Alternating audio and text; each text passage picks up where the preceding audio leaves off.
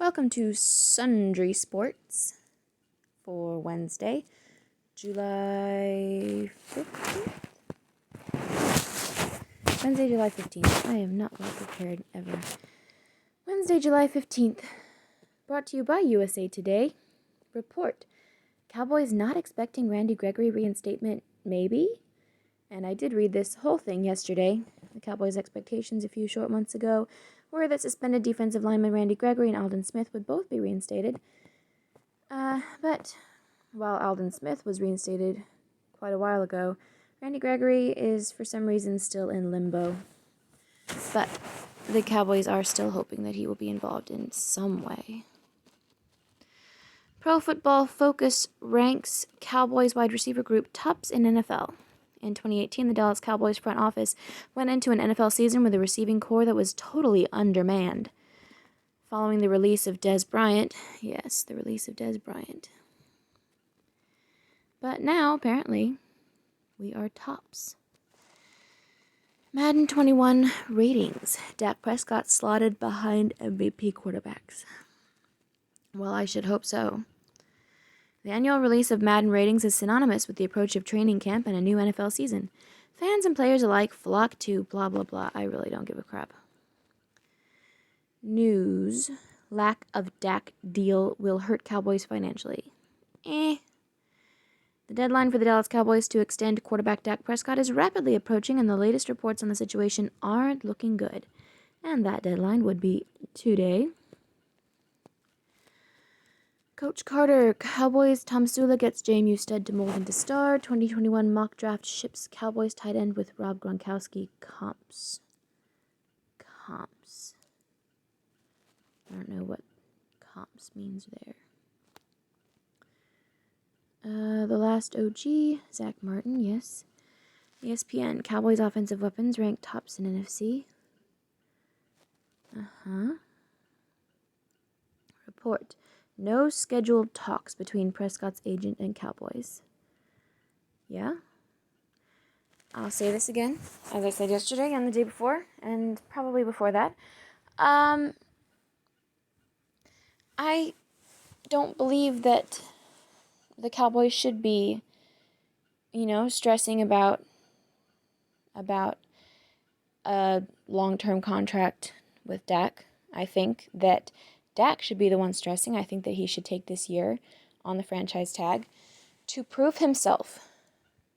Because I don't believe that he has proven himself so much. Yeah, above average stats, okay, but no results. Average records, or below average records in some seasons. Very few playoff appearances, let alone wins. And needless to say, no Super Bowl. I think that he needs to be proving himself worthy of the long-term contract that everybody seems so certain that he just deserves. So there. Video, 4 biggest concerns for Mike McCarthy coaching the Cowboys in 2020. Well, one of the bigger concerns would be that he hasn't really... I don't think that he has really been able to build up much of a rapport with his players because of this global panic happening and our severe overreaction to it. So there's that. And that's it for Cowboys Wire. And that was a big yawn. I'm sorry, sports. Sports makes me yawn right now. The ESPN Daily. Good morning. Hear me out. A Love Island-style reality show, except with NBA players in the bubble. Instead of a cash prize, the last couple, teammate pairing standing, gets to hoist the Larry O'Brien trophy. I think it has legs. Here's your ESPN Daily. Things to care about. NBA X Factors. I know it might seem like I'm obsessed with the NBA bubble, but that's only because I'm slightly obsessed with the NBA bubble. However, as much as I'm enjoying the nonstop barrage of shenanigans gracing my social media timeline by way of Orlando, Florida, I still desperately miss actual basketball and can't wait for its return. While the Milwaukee Bucks, Los Angeles Lakers, and LA Clippers remain the favorites to win it all, the title is anyone's to take. Well, any of the 22 NBA teams currently in the bubble, but you know what I'm saying. Yesterday we talked about the potential surprise players who could become household names in the postseason. Today, we're focusing on X factors around the league, the stars who will make or break their team's chances, and the big questions surrounding each player. Can Pascal Siakam lead a championship offense? Can Bam Adebayo slow down Giannis Antetokounmpo? Is Paul George ready for the spotlight? Kurt Goldsberry takes a look at what the numbers have to say. Oh, while we're on the subject, I'd be remiss not to offer up a look at the 10 most interesting free agents to watch in Orlando. Is it July 30th yet? MLB All-Star rosters. Oh, baseball. Not baseball. Baseball. MLB All-Star rosters for the game that wasn't. Today I should be regaling you with tales of what went down in the 91st MLB All-Star Game, but alas, for the first time since 1945, there was no game. You know what is not the first since 1945? A global pandemic. Oh, no, shocking. Shock of shocks. This is, like the third or the fourth or the fifth global pandemic we've had since 1945, and yet it's the first one to cancel the MLB All-Star Game. And the first one to cancel many, many other things, too. Not even Woodstock was canceled due to a global pandemic. And yet here we are. Nope, instead of getting to turn my attention to Dodger Stadium last night, it was just another round of reruns of The Sopranos. No offense to Tony, but I really thought the National League was going to get it done this year. When World War II caused the... Oh, right! Wars, also. Fucking World War. Wars. When World War II caused the cancellation of the 1945 game, the league selected rosters anyway. So in that tradition, what we're in is about equal to a fucking world war? No, I don't think so. The chances of dying from this are so much less than from a war. The league selected rosters anyway, so in that tradition, David Schoenfield selected imaginary 2020 All-Star rosters. The difference? Regular season baseball was played in 1945, but as you know, there has been no baseball in 2020, so he predicted All-Star rosters based on what he thinks will happen over the abbreviated season. 32 players for each league, including 20-something, whatever that number is that's cut off by my email provider, position players, and 12 pitchers. What's 32 minus 12? 20. So 20 position players and 12 pitchers?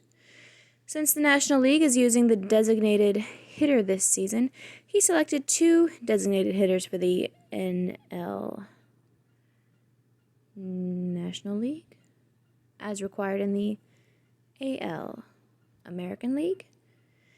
He also predicted whom the fans would elect as the starters, as they do in real life, then filled out the rest of the rosters. Let the record reflect, Juan Soto would be a starter in any NL roster I constructed. Thank you, carry on. Okay. Listen up. The birth of MLB's Black Player Movement. In the fall of 2017, Oakland A's catcher Bruce Maxwell was the only MLB player to kneel in protest of racial injustice in support of Colin Kaepernick. Ugh.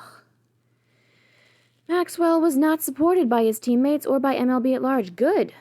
A high-profile encounter with police further complicated Maxwell's career, and he wound up leaving MLB. Now the killing of George Floyd has led black players to organize in a whole new way, while Maxwell remains apart. On today's episode of the ESPN Daily podcast, Howard Bryant joins to share Maxwell's story, the history of black player voices in baseball, and today's Players Alliance. People don't watch baseball to hear your voices. People don't watch sports to hear your voices. They watch to see you do what you're good at. Things to watch. JaVale McGee and Cuz do Disney. Just two guys and they're having a good time. The Los Angeles Lakers' JaVale McGee and Kyle Kuzma decided to take their talents to the water slide during some downtime in the NBA bubble. Cuz led the charge, but after quipping to his Instagram audience that he's a fun guy, a reluctant McGee followed his teammate to the top. Then, McGee proceeded to document his journey down the slide on Instagram. I have some questions. Namely, how did he manage to keep his phone dry? Seems risky, but what do I know? Well, they do make waterproof phones these days. And waterproof cases, also. Overheard. You know who you're coming after? I'm like, yeah, great. What he was, what he is great. Needs no even talking about it. But Coach McDaniels, you're able to call some stuff that you ain't ever been able to call. Now you're getting a dog. Cam Newton on replacing Tom Brady in New England. Why do they share these absolute word salads as quotes that you should know? What?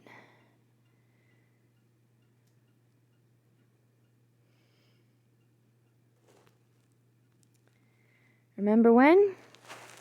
On this date in 2018, France won its second World Cup with a 4-2 win over Croatia. Kylian Mbappe, Paul Pogba, and Antoine Griezmann led Les Bleus to the coveted title, then partook in a celebration fit for world champs. Until next time, remember, the humidity does something to you, to your soul. Candace Parker talking about life in the WNBA Orlando, Florida bubble, / me when my roommate dares to turn off the air conditioning in our LA apartment. Why the fuck would you do that? This has been your ESPN Daily for Wednesday, July 15th, 2020. Okay, that's the end of that. Goodbye. Next is Yahoo Sports. Read and react. Where we read and then react. Brought to you by Yahoo Sports. Trending, Jordan versus Brady, Ali versus Phelps. Vote now in the GOAT of GOATs Tourneys Elite 8. Tiger Woods delayed his PGA Tour return over coronavirus concerns. Shaq stops and helps stranded driver on Interstate 75, and it's all on video. LSU coach Ed Orgeron tells VP Mike Pence, we need football. Good for him. Tokyo Olympic Committee promises to simplify 2020 games. The lead. Call 155 NBA snitch. Morning, friends. Let's talk snitchin'. Do you live in the suburbs? If you do, you might already know about Nextdoor. It's a social media network where you're connected only to the people in your immediate area. In theory, it's supposed to promote community. In practice, it quickly devolves into a cavalcade of busybodies snitching on one another's lawn care. As long as you don't take it too seriously, or you aren't a target, it's some of the most fun gossip reading you'll find these days.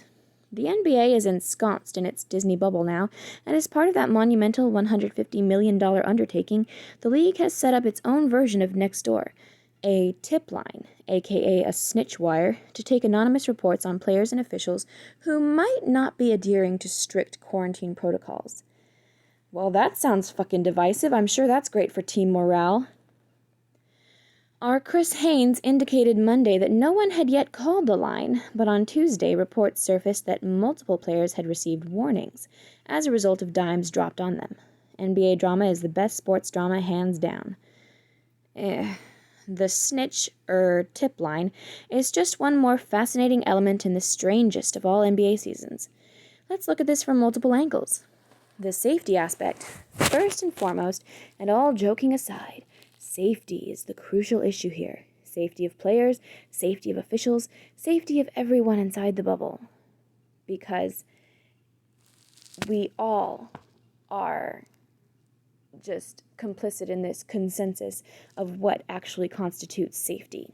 Nope, we are not. We are not all in agreement. This isn't like snitching on your neighbor for leaving his Christmas lights up too long. Christmas lights can't infect your whole street. We all know what's at stake here. In descending order of importance, the health and well-being of everyone involved and everyone they know. The viability of future sports endeavors until we have a vaccine, 2021. The entire infrastructure of the NBA economy for the next 12 months, and the resolution of an NBA season. Against that, a little slap on the wrist for failing to wear a mask or whatever isn't such a big deal, is it? Then again, safety isn't the only issue at play. A little slap on the wrist for failing to wear a mask or whatever. Oh my God. The bro code. You know, the old line, snitches get stitches. What happens in the bubble stays in the bubble. Bros before corona or something. Pick your cliche and you can apply it right here. A whole lot of players see something deeply wrong with tattling on your friends, even for the noblest of reasons. Brooklyn's Spencer Dinwiddie, who's not in Florida, advised his fellow players not to use the snitch hotline. And on Tuesday night, Shaquille O'Neal told the NBA on TNT audience that, "I don't condone snitching." And given his history getting snitched on, you can see his point. No, I'm not going to leak it for you. You've got to find that story for yourself. If the tip line's going to work, some players are going to have to get over their aversion to snitching. The competitive edge. Here's where we get weird. What happens if, say, the night before Team X plays Team Y in a deciding Game 7, the tip line gets a call reporting that Team X's star player was seen drinking out of everyone's beer mug at a Kissimmee Applebee's, or that Team Y's star was spotted, shall we say, entertaining some visitors who did not clear quarantine? How will the NBA ferret out real calls from false ones? So far, the league has only handed out warnings, but how many warnings does it take to earn a fine? How many fines does it take to earn a suspension? We need to know. Can we have a scoreboard to track this, please? The ring. This is the bookend to the safety issue, the second most important element of the bubble. These guys aren't giving up months of their lives just for an exhibition. They want that ring, and this bizarre Frankenstein's monster of a season represents a rare chance for the most focused among them to snag a Larry O'Brien trophy. So if they have to rat out their brethren to keep the infections down and the season alive, you bet your Disney World Fast Pass they're going to do it. Put another way, LeBron James isn't going to let some silly code stand between him and a legacy-defining fourth ring. Everyone right up to his own mother ought to watch their step around LeBron. Folks, I am not joking when I say that the transcripts and audio of the NBA tip line need to be part of a league pass package. The NBA would cover every bit of its bubble costs if that were the case. Going to be a weird couple months, isn't it? Oh, this is exhausting. Game plan. Thamel. Tuberville follows the Trump playbook into politics. Tuberville follows the Trump playbook into politics. Okay. Edom. Cam's first concern in joining Pats. Belichick. Brown. This year's World Series champ won't have an asterisk. Okay. Not even a little bit of information? The kicker. Don't look down. How strong is your stomach? Watch this clip, and if you dare, watch the full video of a jaunt over the Watzmann Traverse in Germany, taken by Philip Ryder of Red Bull/Adidas athlete Anton Palzer. Gah.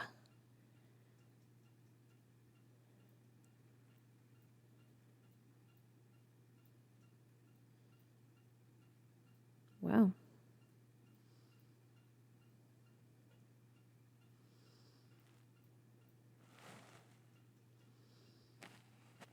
Thanks for reading today's issue of Read and React. Goodbye, Yahoo. Goodbye to Google.